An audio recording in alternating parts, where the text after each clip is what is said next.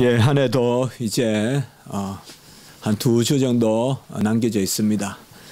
매주 주보를 작성하면서 몇 호 이렇게 하는데요. 예, 이제 2번 남았구나 이런 생각을 하면 감사하기도 하고 또 조금 되돌아봐서 올 한 해 우리 교회에도 여러 일들이 있었습니다. 또 생명이 태어나기도 하고 또 어떤 일들의 진보도 있고 또 알게 모르게 우리 자신이 역사가 아니겠습니까? 우리는 역사책을 읽을 때는 역사가 언제 일어나나 이렇게 생각하지만 지나고 나면 우리가 걸어왔던 길이 다 역사고 그렇습니다. 무엇보다 우리 십자가지기 교회도 우리가 하나님 앞에 정말 하나님 앞에 우리 교회가 내어놓는다 이런 말은 참 기도할 때 보면 참 조심스러워요. 하나님의 교회인데 뭘 내어놓는다는 말이 있는 건지. 물론 우리가 못했을 때 못했다는 말을 하나님께 하는 것은 맞는데 그러면 잘했다고 또 우리가 잘했다 할 것인지 그런 생각들을 해보면 정말 하나님이 또 하나님의 교회를 이끄시고 저는 무엇보다도 예배 드리고 아이들이 예배 오는 것을 제가 항상 그런 말 하잖아요. 아이들이 오는 것을 내게 금하지 말라. 우리 부모들의 제일 큰 일은 아이들이 예배 드리게 하는 거예요. 부모가 중심이 돼서 아이들을 그 자리에 놓고 두고 하지 말고 아이들이 예수님을 만나고 아이들이 하나님을 만나게끔 전혀 예배 빠지지 말고 또 이런 일들이 우리 교회에서 또 있어 왔다는 거 이런 일이 감사해요. 아이들도 예배를 드리고 또 어른들도 예배를 드리고 무엇보다 저는 하나님 앞에 기도하면 할수록 예배 드리는 이 단위가 즐겁고 감사하다. 예배는 크고 작은 것이 없고 10,000명이 드린다고 10,000가지 예배가 아니고 10명이 드린다고 10가지 예배가 아니고 10,000명이 드리든 10명이 드리든 다 한 가지 예배고 하나님이 받으실 예배다. 그래서 이렇게 한번 제안해 보고 싶어요. 우리가 이제 2주 남았는데 끝까지 예배에 힘쓰고 찬송에 힘쓰고 힘을 다해서 찬송하고 우리가 마지막까지 내 여력을 쏟을 것이 뭐겠습니까? 마지막까지 여력을 쏟을 것이. 저는 신학교 들어가기 전에 찬송을 거의 다 외워보자고 했었어요. 그래서 행간한 찬송은 4절 5절까지 다 외웠었어요. 그 외운다는 게 뭘까요? 불러야 되죠. 부르다 보면 외우게 됩니다. 막 주의 일을 섬긴다고 무슨 일을 하면서 참 아름다워라. 주님의 세계는. 그 찬송을 부르다 보면 그 찬송이 다 외워져요. 또 하나님 앞에 예배가 즐거워야 돼요. 예배는 즐거워야 된다는 말 자체가 있을 수 없어요. 예배 드림이 기쁨이 되고 예배 드림이 모든 정성을 예배에 쏟아야 돼요. 예배는 하나님이 자정하시는 것이에요. 그러므로 설교를 듣는 게 아니에요. 예배를 드리는 거예요. 설교는 예배의 일부분이에요. 우리가 잘못된 인식이에요. 교회 설교 들으러 간다. 아니에요. 설교를 뭘 들어요? 예배를 드리는 거죠. 예배의 일부로서 설교가 자리 잡고 있는 거예요. 그래서 우리가 예배는 바로 송영부터 마지막 축도까지 강구하고 축도하고 우리 교회는 후주가 없지만은 후주가 마칠 때까지 일어나면 안 돼요. 그래서 제가 우리 그 신대원에 이번에 올해 제가 경건 훈련을 감당했지 않습니까? 그래서 우리가 예배 마치고 축복기도 하고 나면 후주가 있어요. 후주 끝날 때까지 아무도 못 일어나요. 전에는 전도사님들이 후주에도 막 일어나요. 그냥 딱 기도 끝나면 벌써 일어나서 나가요. 그것은 원전치 않습니다. 예배는 바로 하나님 앞에 드리는 것입니다. 하나님이 우리에게 이 땅에 있을 동안에 2가지 큰 법을 주시는데 그것은 우리가 알지만은 하나님 사랑의 법과 이웃 사랑의 법 곧 경건의 법과 사랑의 법이에요. 이 경건의 법은 달리 말하면 하나님을 섬기는 것이고 하나님을 예배하는 것이에요. 이 하나님을 예배 드리는 법, 이것을 우리에게 주신 것입니다.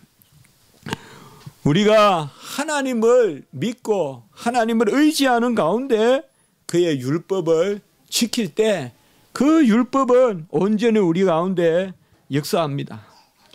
그런데 하나님을 멀리하고 하나님의 은혜를 멀리하고 율법만을 말하면 그것은 율법에 매인 것입니다. 하나님이 없는데 예배를 이야기하고 하나님을 중심에 모시지 않는데 설교를 이야기하고 그것은 다 우상입니다. 그런 것이 눈먼 것이고 저는 것이라고 그렇게 말씀했어요. 아주 기름진 것 드려요. 제물을 드릴 때 물론 예수님 올 때는 더 타락해가지고요 막 저는 것 이런 거 갖다 드렸어요. 그 제사장 가문에서 그런 걸 팔았어요. 아주 그냥 제사장 가문에서 먹이지도 않고 해가지고 그걸 제사장 가문이 팔고 또 돈을 받고 그런 일을 예수님 때 했어요. 안나스 가야바 가문이. 아주 못난 사람들이에요. 그러나 구약 때는 보면 그래도 하나님 앞에 기름진 것 드렸어요. 그런데 하나님은 그것을 눈먼 것이라고 부르고 하나님은 그것을 저는 것이라고 불렀어요.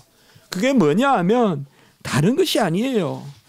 하나님을 믿고 하나님을 의지하고 하나님을 사랑하고 그의 법을 순종할 때 그 법이 온전히 역사하는 것이지 하나님을 온전히 따르지 않고 여호와를 아는 지식이 없이 예배만 드린다고 와가지고 있는 것, 그것은 하나님이 받지 않는다, 이렇게 말씀한 것입니다.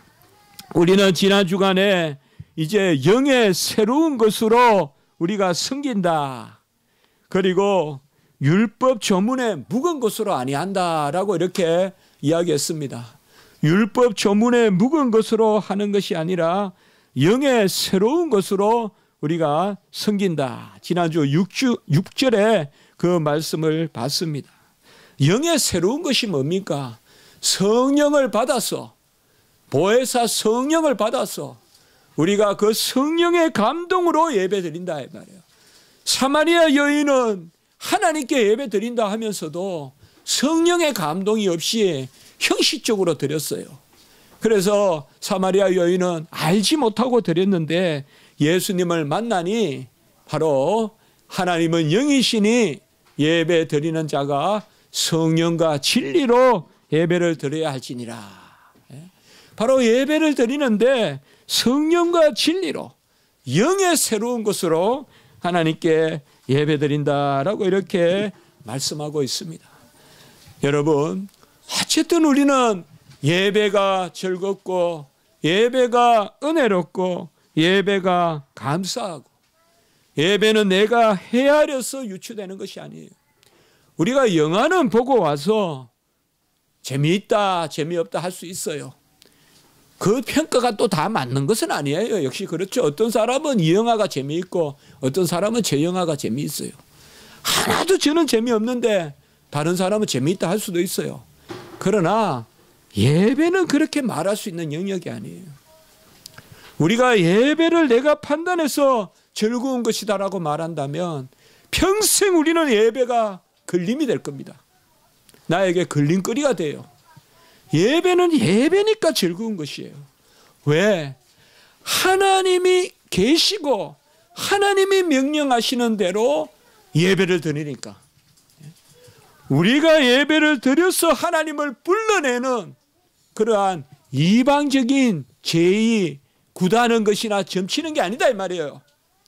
구다는 것이나 점치는 것은 무당이 신을 불러낸다고 하면서 푸닥거리라는 거예요.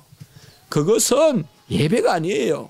예배는 하나님이 정하셔서 하나님의 방식대로 하나님의 집에서 하나님이 온전히 임재하는 것입니다.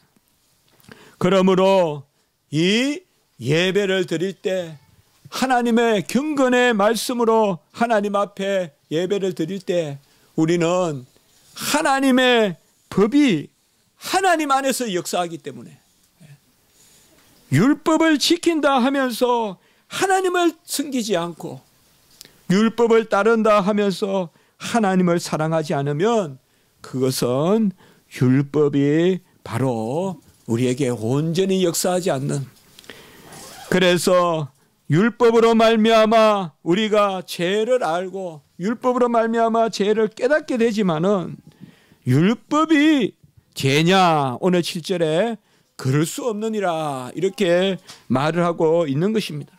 왜요? 여기에 율법은 언약의 법이기 때문에 하나님이 사랑하는 백성에게 주신 법이기 때문에 율법이 죄가 아니라는 것입니다.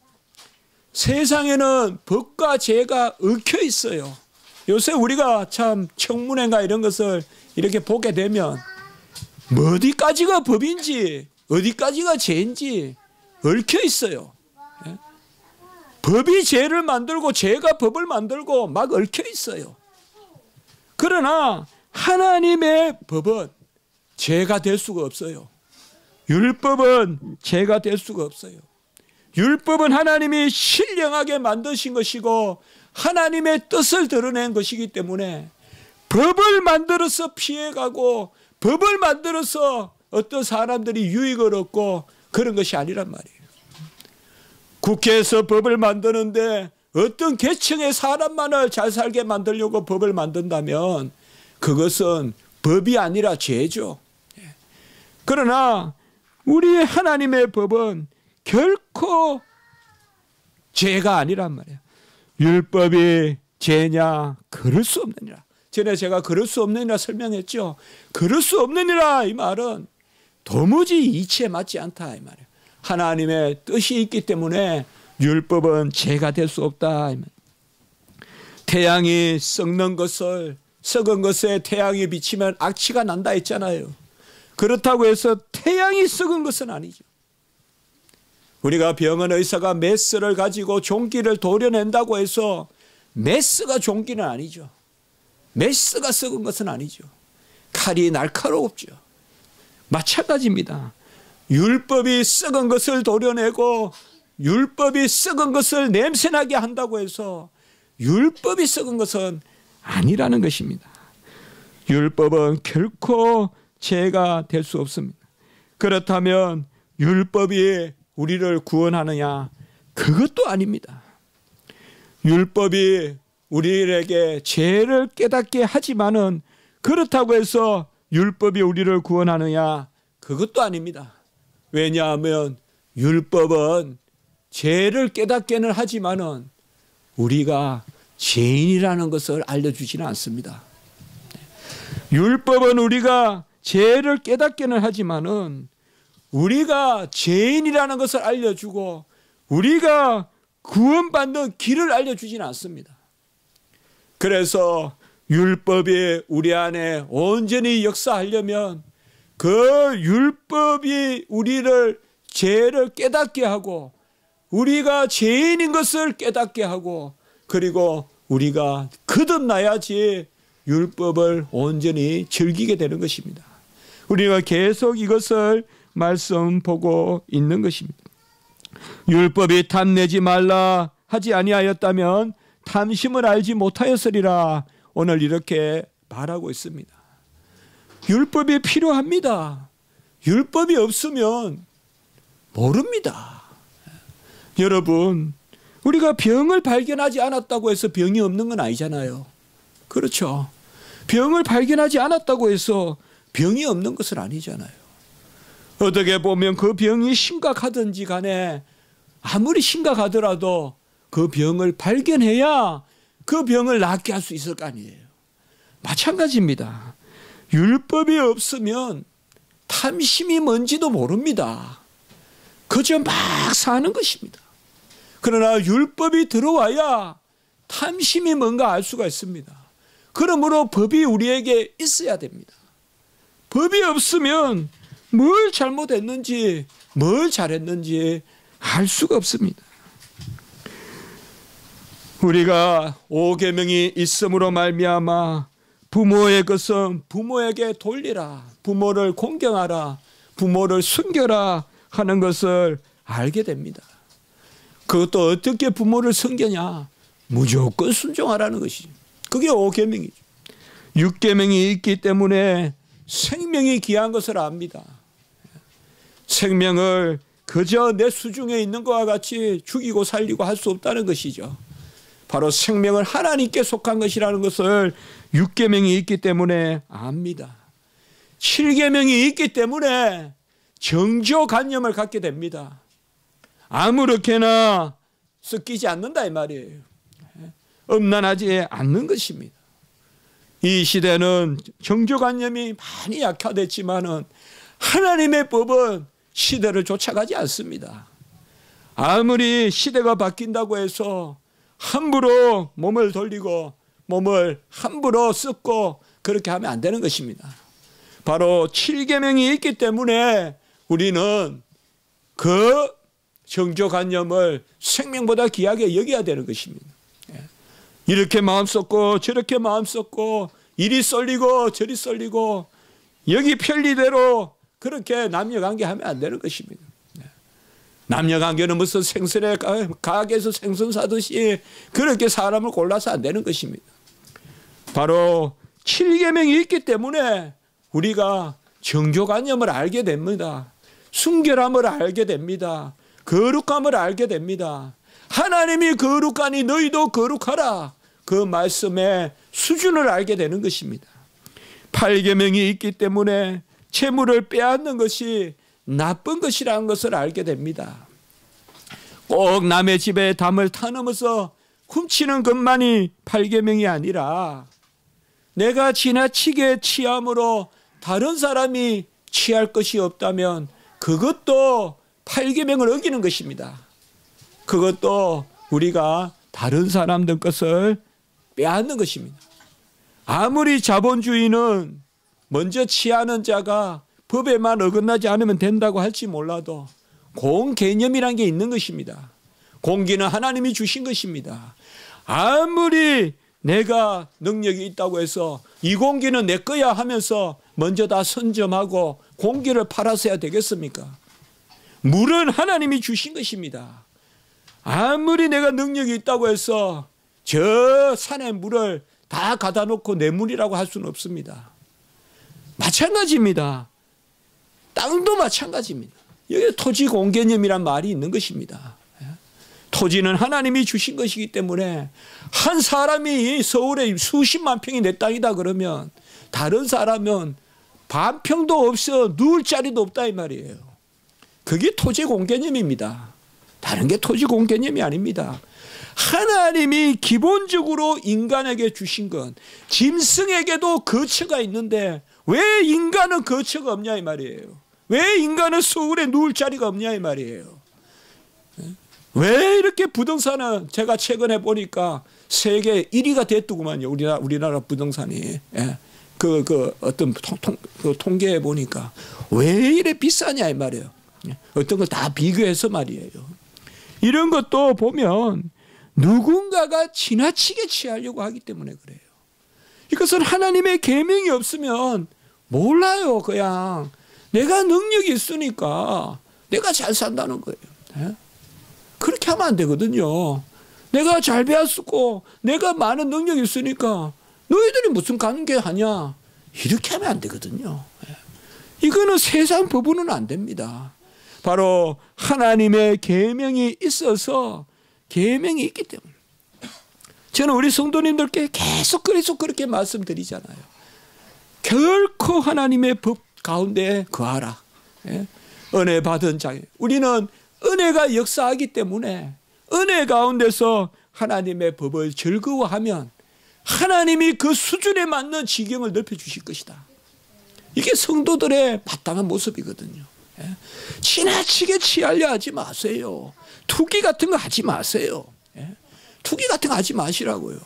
투기 그건 법으로 인정될지 몰라도 누군가는 그것 때문에 집을 못 사는 거예요. 내가 아무리 합법적이라고 해도 내가 몇 억을 이익을 남기면 그 돈이 없는 사람은 집을 살 수가 없는 거예요. 그래서 크게 보면 이것도 죄가 되는 거예요. 우리가 이만큼 넓게 보는 거예요. 그리고 9계명은 바로 내 이웃에 대하여 거짓 증거하지 말라는 것이죠. 이것은 명예를 보존해 주라는 것입니다. 이웃에 대해서 진실을 말하라는 것입니다.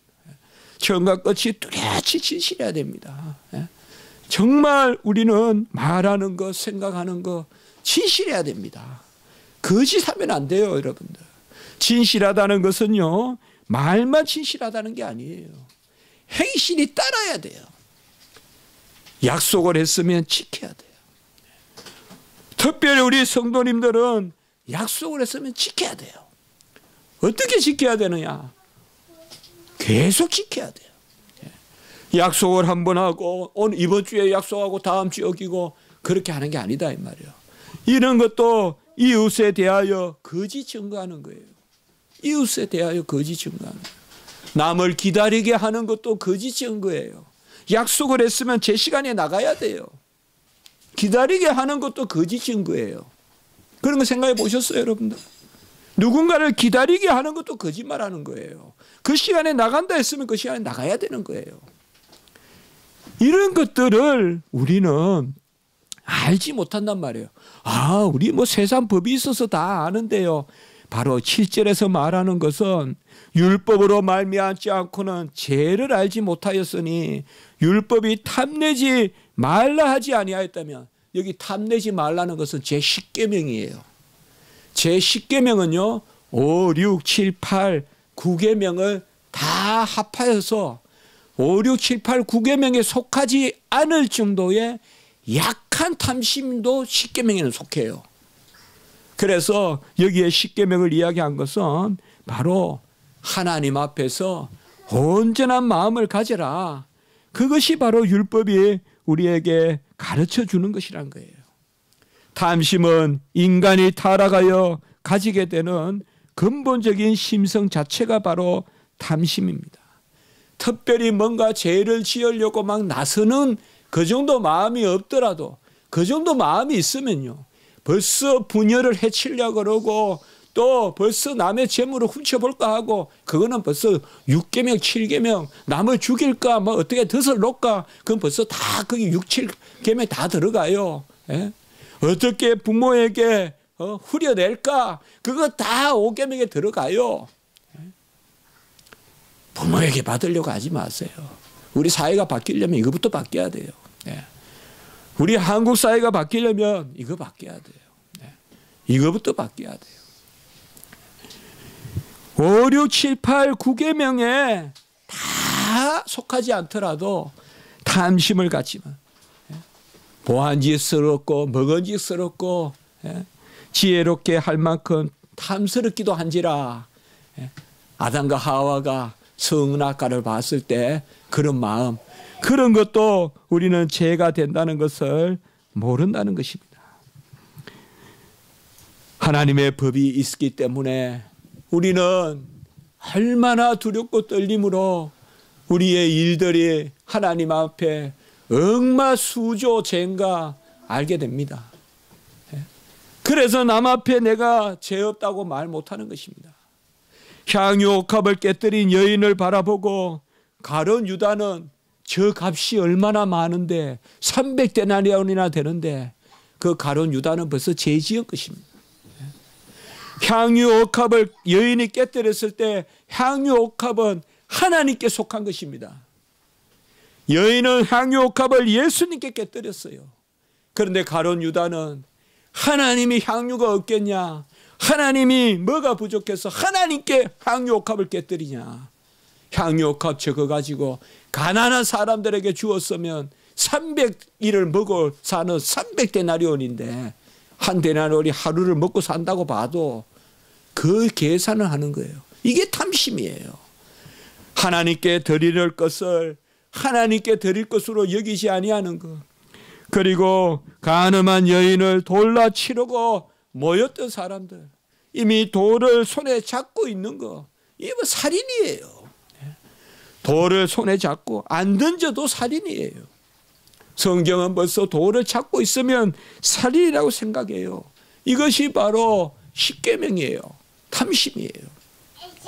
이러한 탐심을 성경이 가르쳐 주지 아니하면 우리에게 탐심이 죄라는 것을 알지 못하였으리라.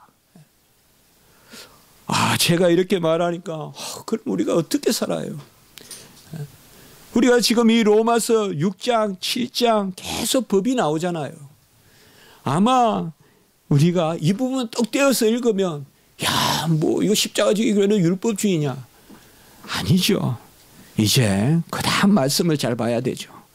우리가 8절, 9절까지는 보시면 바로 죄가 기회를 타서 계명으로 말미암아 탐심을 이루고 율법이 없으면 죄가 죽은 것이고, 이게 무슨 말이에요? 이게 참 어려운 구절같이 보여요.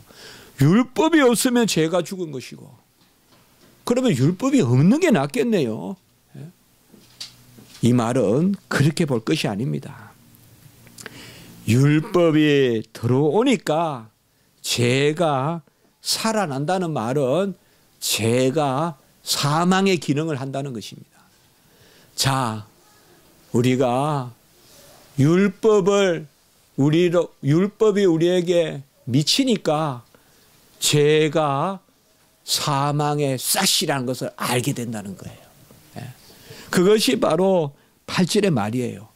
죄가 기회를 타서 계명으로 말미암아 탐심을 이룬다. 이 말은 바로 율법이 탐내지 말라고 하니까 우리의 탐심이 이제 우리 안에서 역사해요.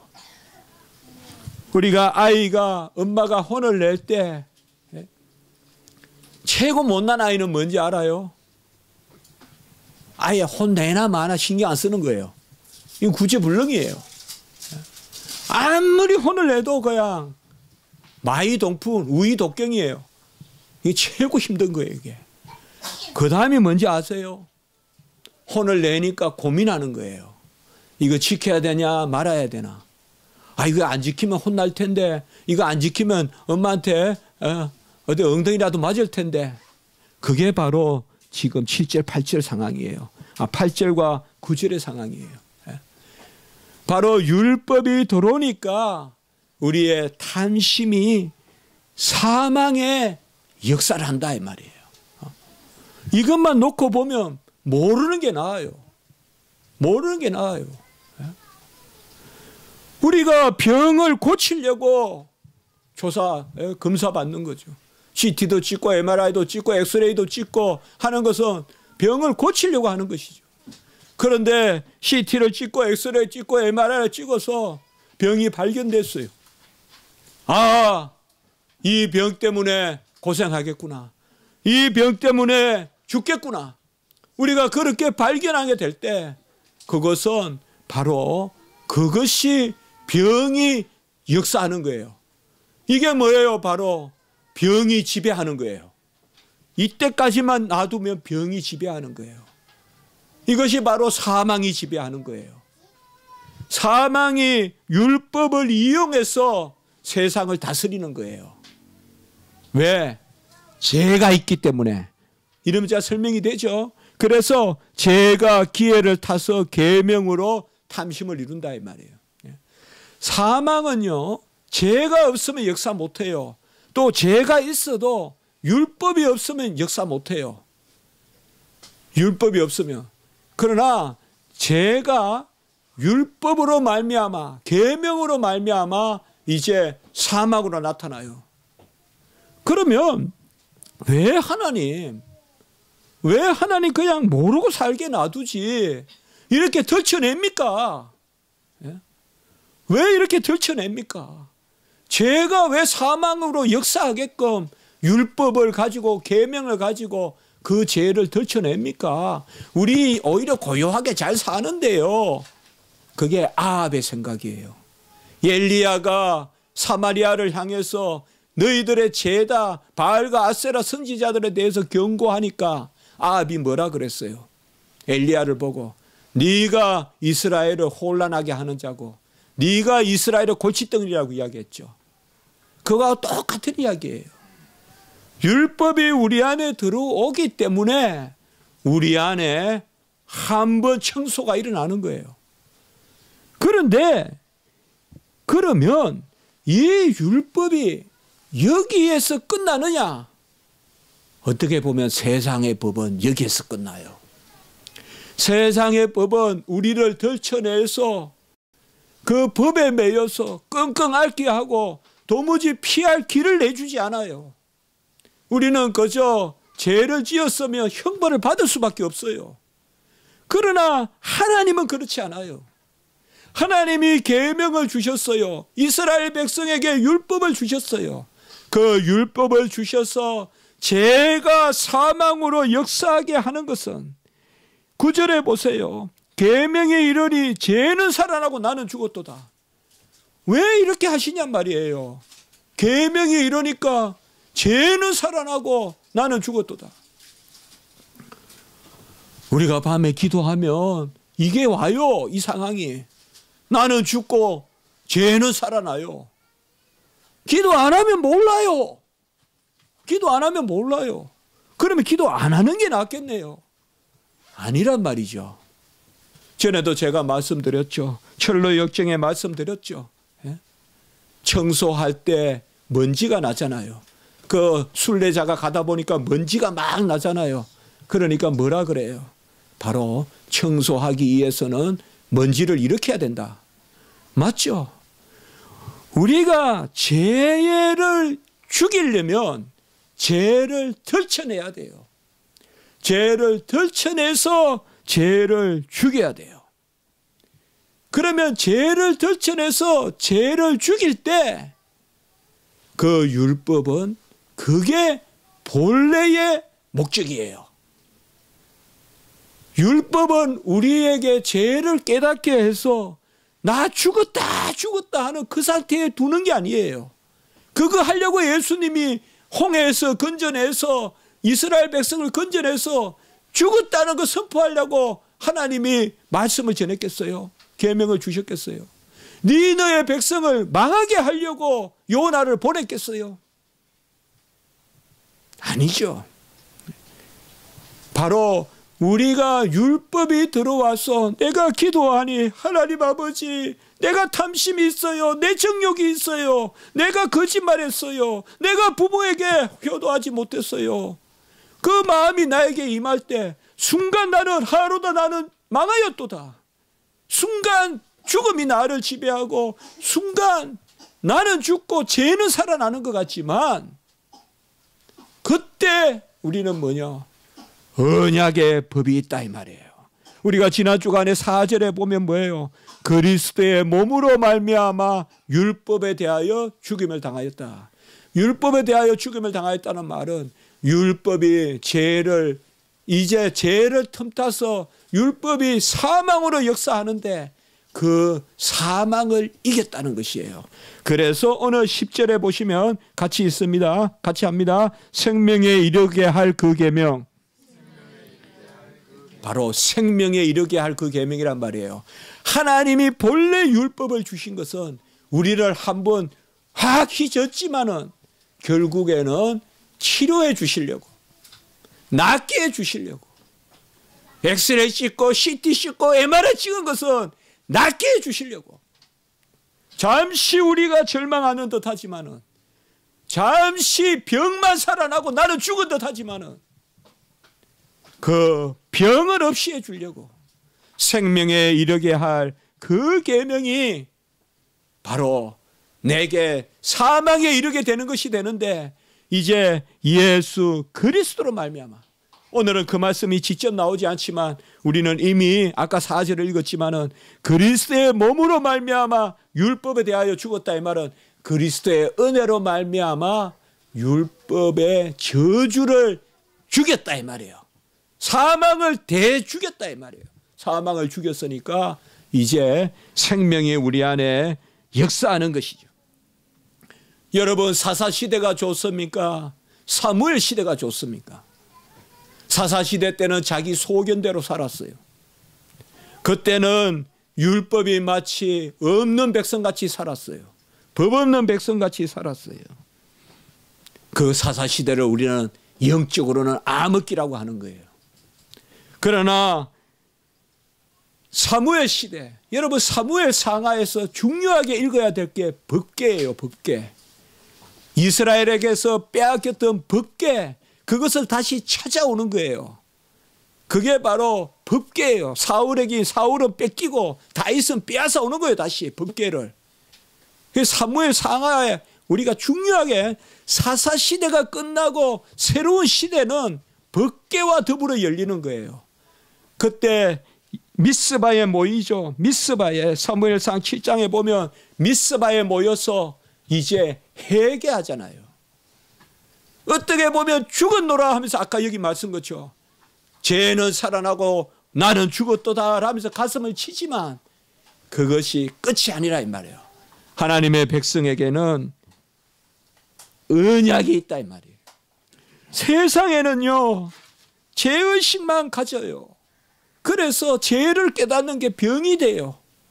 그래서 나는 죄인이야 그러면서 완전히 죄의식에 사로잡혀서 정말 끙끙 앓고 병이 돼요. 우리 성도들은 그러면 안 돼요. 제가 박사 논문 쓴 게 이런 부분이에요. 오히려 율법이 우리 안에 역사한다는 것은 은혜가 전제된다는 것을 아시기 바랍니다. 나에게 지금 깨닫게 하시고 화로다 나여 망하게 되었도다. 나는 이렇게 말씀대로 못 산다라고 내가 가슴을 치고 율법만 드러나고 사망만 드러나고 나는 죽었도다 하는 그 순간 우리에게는 그 율법을 다 이루신 예수 그리스도의 은혜가 역사하기 때문에 즉시 우리를 역전시켜서 그 율법에 약속된 수준만큼 우리를 이기게 하시는 거예요. 그래서 이제는 율법을 즐거워하며 살게 해 주시는 거예요. 이걸 알아야 복음을 아는 거예요. 이걸 알아야 소위 개혁 신학을 아는 거예요. 우리는 언약 신학이라고 하는 거예요. 왜 언약 신학이냐? 바로 율법이 언약의 법이니까. 그래서 이 개혁 신학이 고상하고 삶이 있는 신학이고 삶이 예배고, 그래서 청교도가 있고 화랑개혁주의가 있고 스코틀랜드 장로교 신학이 있고 이런 것이 바로 삶의 신학으로 가는 거예요. 우리 장로교 신학이야말로, 우리 신학이야말로 이것을 붙들어야 돼요. 아이가 엄마에게 혼났을 때 최고 괜찮은 상황은 어떻게 보면 아이는 아무 들키지도 않고 가만히 있는 게 좋은 상황이지만 그것은 서서히 썩어가는 상황이에요.